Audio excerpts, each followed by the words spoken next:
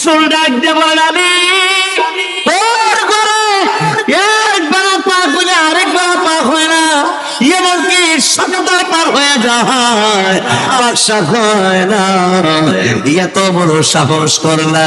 হযরত আলী বললেন, নবীজি গো, আপনার মেয়ে ফাতেমাকে জিজ্ঞাসা করেছি, ফাতেমা বলেছে নিয়ত করার জন্য, আমিও নিয়ত করে ফেলেছি। নবী গো, আপনার কাছ থেকে দোয়া নিতে আসছি, দোয়া করে দেন না। আল্লাহ নবী ডাক দিলেন, আলী একটা কথা শোনো, ঘুমের আগে আমি নবীর সুন্নাত মতো তুমি ঘুমের ঘরে ঘুমাইয়া যাইবা।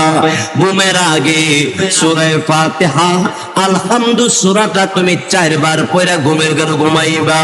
পরের দিন 400 দিরহাম সদকা করলে যে সওয়াব, এই সওয়াব আল্লাহ তোমারে দান করবে।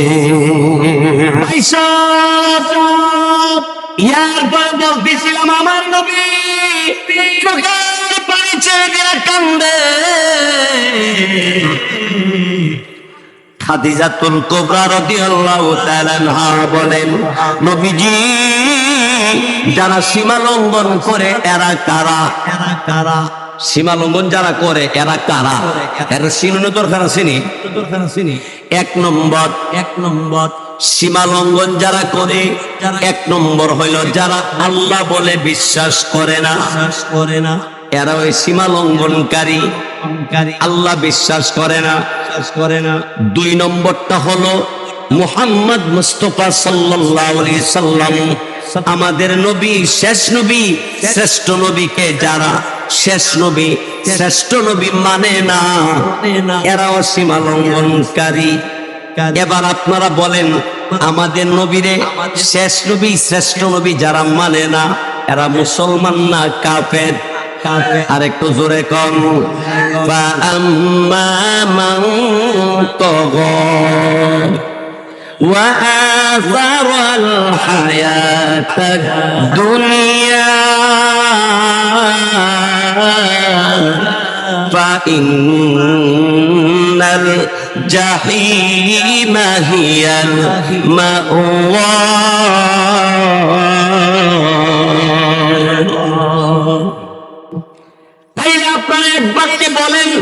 বলেন আমাদের নবীকে যারা শেষ নবী মানে না, এরা মুসলমান না কাফের? এবার বলেন, কাদিয়ানি মুসলমান না কাফের? আরো জোরে একসাথে কাদিয়ানি কাফের, জোরে বলুন ঠিক কিনা? আমার ভাইয়েরা, বন্ধুরা, আমার নবীর মর্যাদার ইজ্জত কাদিয়ানি দেওয়ান লাগতো না, কারণ আমার আল্লাহ আমাদের নবীর ইজ্জত দিয়া দিছে। জোরে কোন ঠিক কিনা? নবীজি চোখের পানি ছেড়ে দিয়া কান্দে। আল্লাহ বিভিন্ন ভাবে বিভিন্ন আয়াত নাযিল করেছে, সবগুলি যদি একদিনে কয়া যায় তাহলে আবার আরেকদিন দাওয়াত দিত না। বলেতাম আল্লাহু আকবার। আল্লাহ পাক রব্বুল আলামিন নবীকে বলেন, ওয়ালা সাউফা ইউতিকা রাব্বুকা ফাতারদা।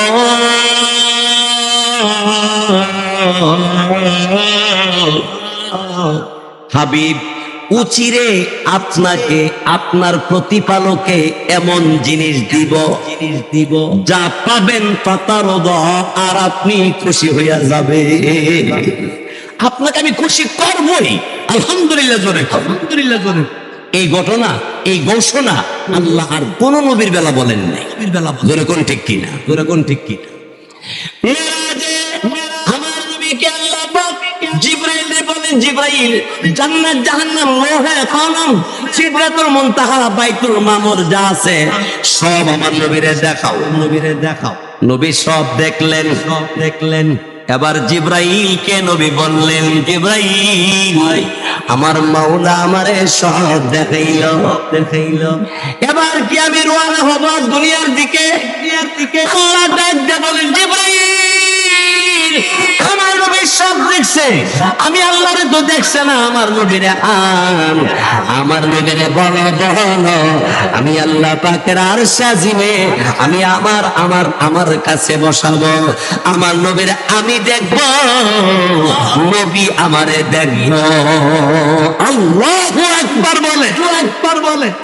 আমার নবী রাহমাতুল আলামিনকে আল্লাহর কাছে নেওয়ার জন্য পাঠাইলেন। রফরফে কদম দিলেন। নবীজিকে আল্লাহ পাকের আরশে আজিমের সিঁড়ির গোড়ায় লাগাইলেন। নবীজির পা মোবারকে জুতা। নবী বলেন, এত দামি জায়গার মধ্যে আমি যাব, পায়ে যদি জুতা থাকে কেমন লাগে? নবীজি জুতা খুলতে গেলে আল্লাহ রাব্বুল আলামিন ডাক দিয়ে বললেন, হাবিব না, জুতা খুলতে হবে না। আপনার পায়ের জুতার দলির দাম কত জানেন? আমার আরশে আজিম অপেক্ষা করে, রহমতের নবীর জুতার দলি আরশে আজিমে কখন লাগবে?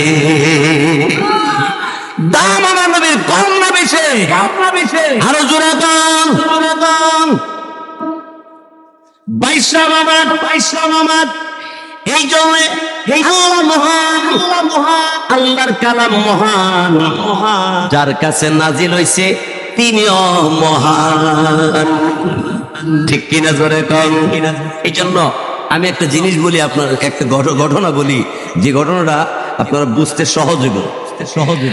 প্রথম লোহে কলম এবং লোহে মাহফুজ এবং রূহের জগৎ, এই সবগুলি কে বানাইছে? রূহের জগতে আল্লাহ জিজ্ঞাসা করছিল মানুষের, আলাস্তু বিরাব্বিকুম, হে দুনিয়ার মানুষ, খেয়াল করো রূহের জগতে কি কইয়াছিল। আল্লাহ জিজ্ঞাসা করছিলেন, আলাস্তু বিরাব্বিকুম, আমি কি তোমাদের রব না? আমি কি তোমাদের রব? আল্লাহ জিজ্ঞাসা, ক্বালু বালা, অবশ্যই আপনি আমাদের রব। তাইলে রূহের জগত আমরা বইলেছি আল্লাহ আমাদের রব। কোরআন শরীফ 30 পারা, 114টা সূরা। যখন আল্লাহ পাক 23 বছরে নাজিল করলেন, প্রথম কোরআনের 5টা আয়াত নাজিল হয়েছে। কতটা আয়াত? 5 আয়াতের প্রথম আয়াতে আল্লাহ বলেন, ইকরা বিসমি রাব্বিকাল্লাযী খালাক। পড়েন, ইকরা বিসমি রাব্বিকাল্লাযী খালাক।